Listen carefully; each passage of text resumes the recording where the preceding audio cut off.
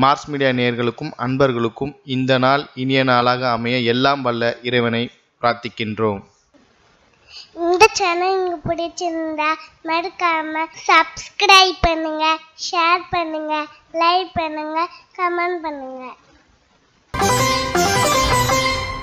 எனதருமை கும்பராசி அன்பர்களே, இந்த அருமையான பதிவில் நம்ம என்ன பார்க்க போறோம் அப்படின்னா, நிகழும் மங்களகரமான குரோதி வருடம் தை மாத ராசி பலன். இந்த தை மாதம் உங்களுக்கு எப்படிப்பட்ட மாதம், எந்தெந்த கிரகங்கள் நன்மை செய்ய போகிறது, எந்தெந்த கிரகங்கள் மூலமா நீங்க கவனமா இருக்கணும், பரிகாரமா என்ன பண்ணினா ரொம்ப விசேஷம், தெளிவாக பார்க்க போறோம். ஃபர்ஸ்ட், உங்கள் சுகஸ்தானத்தில் 2-11 கூடிய அதிபதி குரு பகவான் வக்ரகதியில் இருக்கார். 4ஆம் இடத்துல கேந்திரஸ்தானத்தில் இருக்கிறது பரவாயில்லை, அதாவது 3ஆம் இடத்தை விட 4ஆம் இடம் பரவாயில்லை. ஆனால் அந்த 4ஆம் இடத்துல அவர் வக்ரகதியில் இருக்கார். என்ன அப்போ தனவரவு உங்களுக்கு கொஞ்சம் அப்படி முன்ன பின்ன தான் இருக்கும். அதேமாரி தொழில் வியாபாரத்துலையும் லாபம் ஒரு நாள் போல் ஒரு நாளைக்கு இருக்காது. இன்றைக்கி அதிரடியாக இருக்கும், நாளைக்கு கொஞ்சம் சுமாராக இருக்கும், அடுத்த நாள் சூப்பராக இருக்கும். இந்த மாதிரி மாறி மாறி இருக்கும்.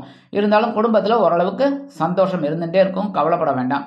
ஆனாலும் இந்த குரு பகவான் 11/2/2025 முதல் வக்ர நிவர்த்தி அடைகிறது ரொம்ப விசேஷம். ஓரளவுக்கு உங்களுக்கு தனவரவு தாமதம் இருந்தாலும் ஓரளவுக்கு வெற்றியை கொடுக்கும். குடும்ப உறுப்பினர்களை அனுசரித்து நடந்து கொள்வதன் மூலம் குடும்பத்தில் சுபகாரிய பேச்சுக்கள் நிறைவேறும். நீங்கள் எடுக்கிற காரியங்கள்லாம் அற்புதமாக இருக்கும். குருவோட பார்வைன்னு பார்த்தீங்கன்னா உங்களோட அஷ்டமராசியை விழுறது ஓரளவுக்கு தெளிவான சூழ்நிலையை கொடுக்கும். ஆயுள் ஆரோக்கியம் நல்லபடியாக இருக்கும்.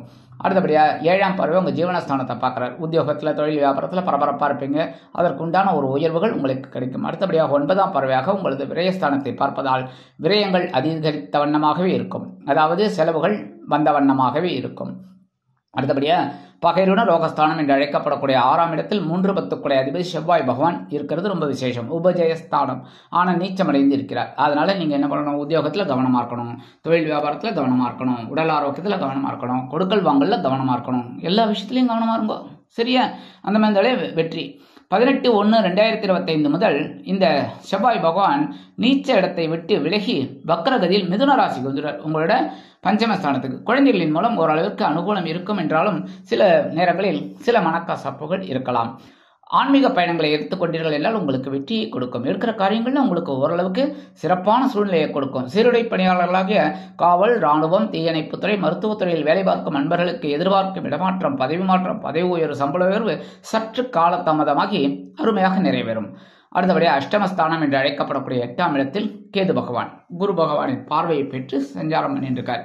மறைவு ஸ்தானம் அப்படின்னாலும் சில படிப்பினைகளை உங்களுக்கு கொடுத்துக்கிட்டே இருக்கார். கரெக்டாக உடல் ஆரோக்கியத்தில் ஏதாவது ஒரு விஷயத்தில் அப்படியே கொடுத்துருக்கார். குடும்பத்தில் கரெக்டாக இந்த மாதிரிலாம் பண்ணிட்டு இருக்கார்.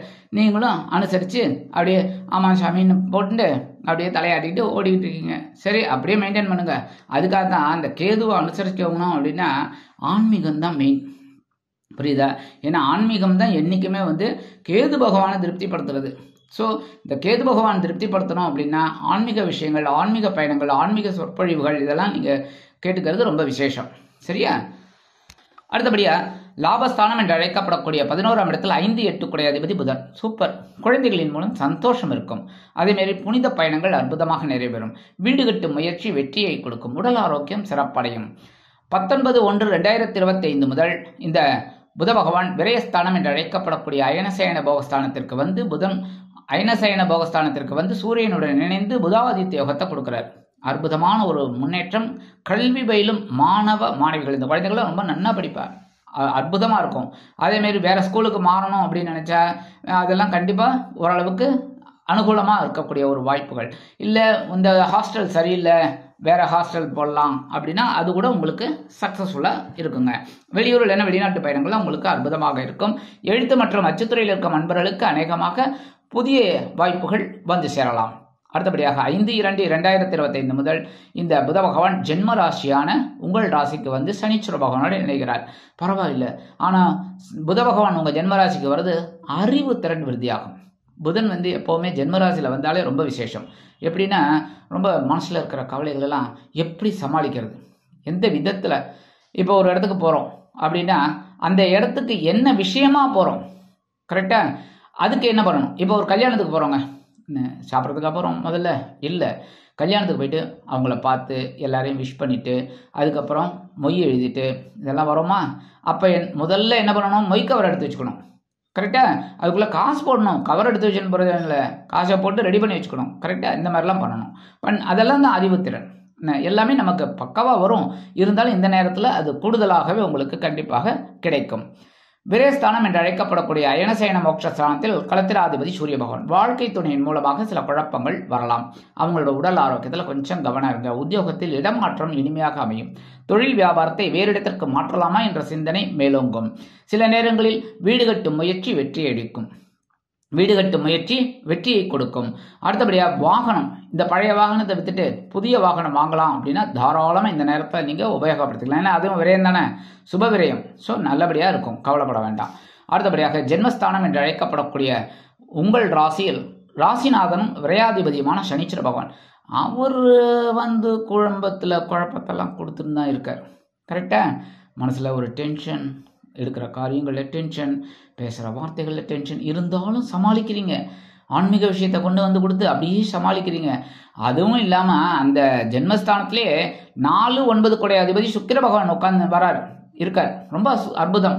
ஏன்னா சுகாதிபதி பாக்யாதிபதி உங்களுடைய ஜென்மராசியில் இருக்கிறது ரொம்ப விசேஷம். சனீஸ்வர பகவான் உழைப்பிற்கு காரகன், சுக்கிர பகவான் பொழுதுபோக்கு காரகன். ஸோ எவ்வளவுக்கு எவ்வளவு நீங்கள் உழைக்கிறீங்களோ அந்த அளவுக்கு ஒரு சந்தோஷம் உங்களுக்கு கண்டிப்பாக கிடைக்கும்.